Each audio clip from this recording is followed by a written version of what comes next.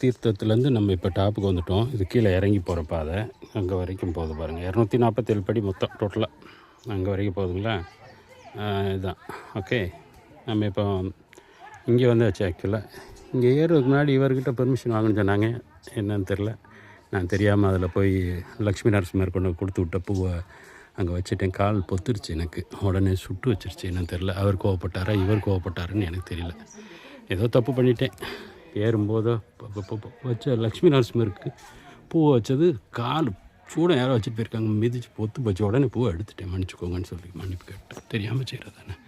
அதனால் இதுதான் மேலே டாப் ஆஃப் த ஹில். இவ்வளோ பிரம்மாண்டமான ஒரு கோவிலை இவ்வளோ ஹை ஹில்ஸில் எப்படி இப்படி கட்டினாங்கன்னு எனக்கு ஒன்றும் புரியலை.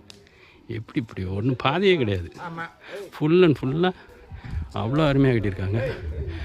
இதில் சைன நிலையில் இருக்கிறாரு, ஆனால் உள்ளே வந்து ஸ்டாண்டிங் பொசிஷனில் தான் இருக்கிறார்.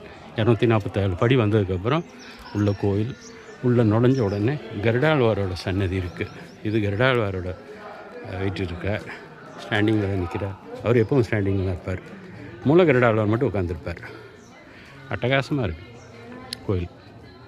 உள்ளே அலௌடா என்னன்னு தெரியல, கேட்டு பார்க்குறேன் சாமி உள்ளே அலௌடா இல்லைன்ட்டு கேட்டு பார்ப்போம். சுற்றி வந்தோம்னா ஒரு ஃபுல் அண்ட் ஃபுல்லாக ஃபாரஸ்ட் தான், திக் ஃபாரஸ்ட்டில் தான் கட்டியிருக்காங்கங்க. இந்த மாதிரி ஒரு பிரம்மாண்டத்தை நீங்கள் எங்கேயுமே பார்க்க முடியாது. எவ்வளோ அழகு கட்டியிருக்காங்க பாருங்கள். இங்கே பாருங்கள் விமானத்தை, முழுசன விமானம் சுற்றி பிரம்மாண்டமான மலை தான்.